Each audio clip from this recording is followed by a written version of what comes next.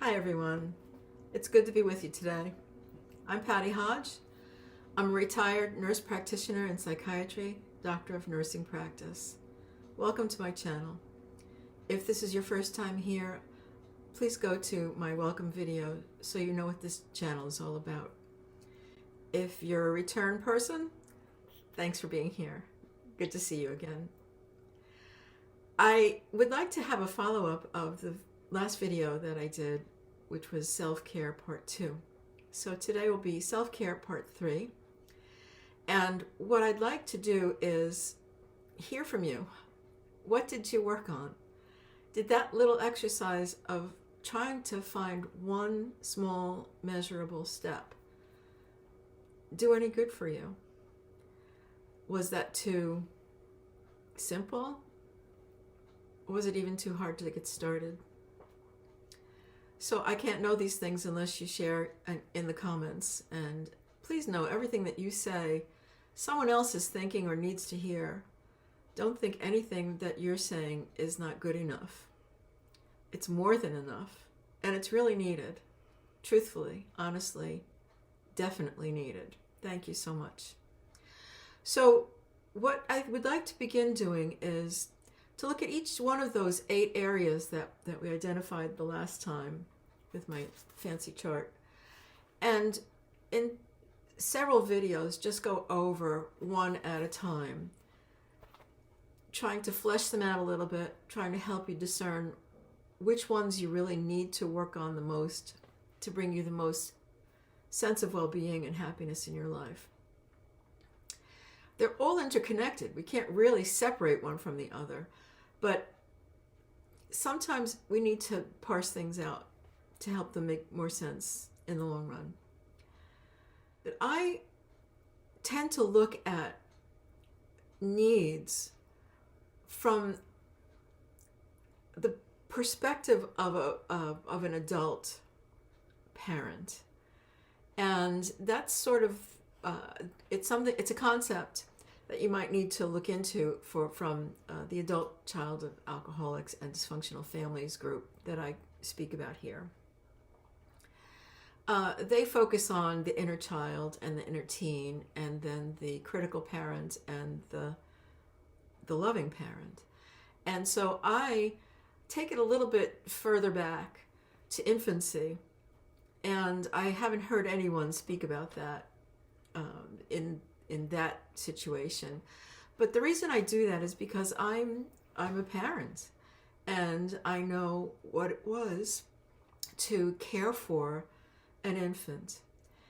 And when you have a baby that you need to attend to, a good enough parent, which is a term used by a pediatrician and psychoanalyst, Winnicott, and I'll put a link to an article about him that will help you know what we're talking about here. He theorized that we all need a good enough mother to grow developmentally. And so a good enough mother or a good enough caregiver, because some of us maybe didn't have mothers. Someone gave birth to us, someone else raised us. And those of you who understand what I'm talking about don't need an explanation for that. But a mother or a caregiver, let's use that term, who recognizes what an infant needs. An infant has no language except crying and some expressions, facial expressions as they get a little bit older. And so we need to identify what that cry is. Are they wet? Are they hungry? Are they in pain? And so we're paying attention to all the needs of an infant very closely to make sure that they survive and thrive. So to survive, and we've all made it this far, so someone cared enough to provide the very basic needs that we needed as an infant. We had to be fed. And we would be fed the correct food in order for us to live. So whether that was mother's milk and later on some kind of formula or some kind of store-bought baby jarred food as you progressed into toddlerhood and all of that. But you got nutrition, and you got plenty of sleep. What do babies do? They eat, they sleep, they eliminate. That's basically what they do. And then they communicate by crying. So as you get a little bit older, you do a little bit more, and you add playing to that, and you add learning, everything to that. You add growing in musculature and your bone structure, and intellectually, emotionally. So think of yourself as caring for yourself, the very basic care that you would give to, that a good parent would give to a child that they love. And if you never experienced that, I understand that that has happened, and I would like to suggest that the help that you're getting be professional, and that you have some kind of support underneath that, some kind of group, some kind of tribe that will move you forward in healing from that. So the first thing I think we'll address today will be the physical needs of the body. Very quickly, it's not exhaustive, but it is something that while you're doing your self-care assessment, take a look at these particular areas. Okay, so are you getting some kind of exercise? And I understand what it is to not be able to physically do many things as you age, if you have an injury, if you were born with some kind of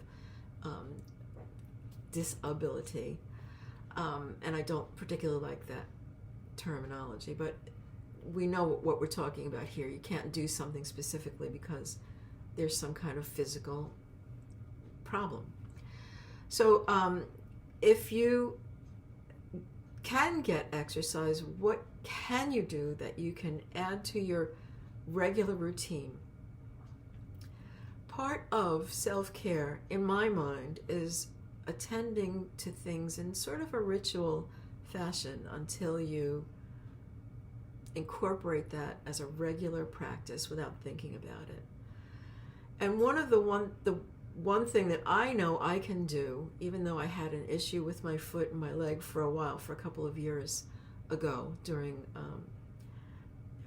that period of the pandemic, something happened to the left side of my body, my leg, my foot, and my ankle. And so what I had to do in order to get some exercise was to purchase a specific kind of recovery shoe and take small walks throughout the day. There's a little bit of evidence out there now that says you don't need to do all of your exercise all at once in a day's time to benefit. So if you can walk for 10 minutes, and we've got animals that like to be outside on a leash and smelling things and being in the neighborhood, so that helped me to be able to put a leash on the dog and just take a short walk. And if you do that twice a day for 10 minutes, that's 20 minutes. And then while you're, trying to do other things in the house, you have staircase that you can go up and down, you might want to try stair stepping. And the benefit of having a YouTube channel is there's plenty on here to look at from people that know how to do exercise safely and want to encourage you and teach you. So I'm glad to be joining this community because there are so many really good YouTubers out there providing great information for people. Do you stretch? Would you consider something like yoga? There's a lot of scientific evidence about the benefits of breathing, and doing yoga stretches, doing yoga poses. Learn some breathing techniques. And one that you might really pick up really easily is the 4-6-8 breath, where you inhale to a count of 4, you hold that breath for a count of 6, and then you release it for a count of 8 while you're holding your tongue to the roof of your mouth. So I've seen some videos here on YouTube that show you how to do that. I will hunt one down and I'll put a link below, as usual, to cite my sources for you. The other thing is sleep, which has always been an issue for me. I have had disturbed sleep for many years, and some of that is related to PTSD. I used to have very bad nightmares. Some of that is related to aging, where our sleep patterns change, and some of it can be addressed by looking at things in the environment that might be affecting your ability to fall asleep, stay asleep. So let's look for some information about how to do those things in maybe future videos, or you do that and you link something below for me to look at. That would be a great way for us to interact and to really show me that you're getting what I'm trying to show you, which is all of this is about you doing what's best for you, using your discernment for what's best for you. And that helps me to know that I'm reaching that target. If you say, oh, look, I found this video on that breathing you were talking about, or here's this article that I found about how to get better sleep. Okay? Can we do that? I hope so. So the last thing is nutrition that I would like to address here. It's a big topic. I'm not a nutritionist, and newsflash, most doctors are not nutritionists either. And so there are some other really good resources online. Again, go take a look and you tell me.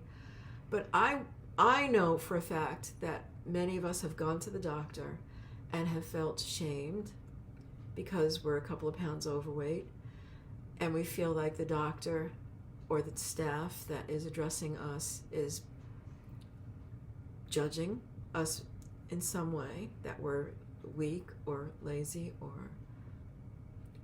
gluttonous or something, some strange things that we might take on because of shame that hasn't been addressed or healed, which usually started somewhere in childhood. So those things that I just mentioned are the things that you would normally see if you did a Google search on physical self-care. The other thing you might find is staying hydrated, and that's a really it's a fundamental thing, right? Besides eating properly, which is eating cleanly, eating fresh fruits and vegetables, learning how to prepare them. I like to look at recipes, which I've told you in a previous video. And so sometimes I have to remind myself to drink water during the day. I like to put lemon in my water. I don't like plain water unless it's very cold. So we all have our particular things that we like and don't like. But those are some general ideas. The last thing that I'll address in this video is whether you're getting your regular medical checkups and exams, screening exams. Super important. And I understand if you have reservations about seeing a doctor. There's an article that I'll share with you in a subsequent video to this that I posted on Medium, which got the biggest response that I've ever gotten to anything that I've written. And in it, the responses from people really pointed out what was said to them in a doctor's office that put them off going to a physician or made them change physicians. I'm not here to doctor bash by any means. I had some very wonderful collaborators in my time of practice, and I had a primary physician who I trusted and took good care of me. I did have to do some search here when I moved here from my previous residence to find a new physician. I found a really wonderful young doctor here in town. I feel very blessed to have found her. So if you can, let's ask you to get back to me about what you're what you've gleaned in these last 3 videos. And what I'd like to suggest is that we do some live video where we can do some chatting about what's working for you. So next time I will address emotional self-care, and we'll move down the line, and let's figure out what small steps you can take in each area of these 8 areas that we originally identified. So let's just pick, for example, one thing that you might do, which is a small and measurable goal for physical self-care. So we need to be able to give our bodies what they need. So thank you for listening. I'm very happy to be here with you, as always. Be well. See you in the next video.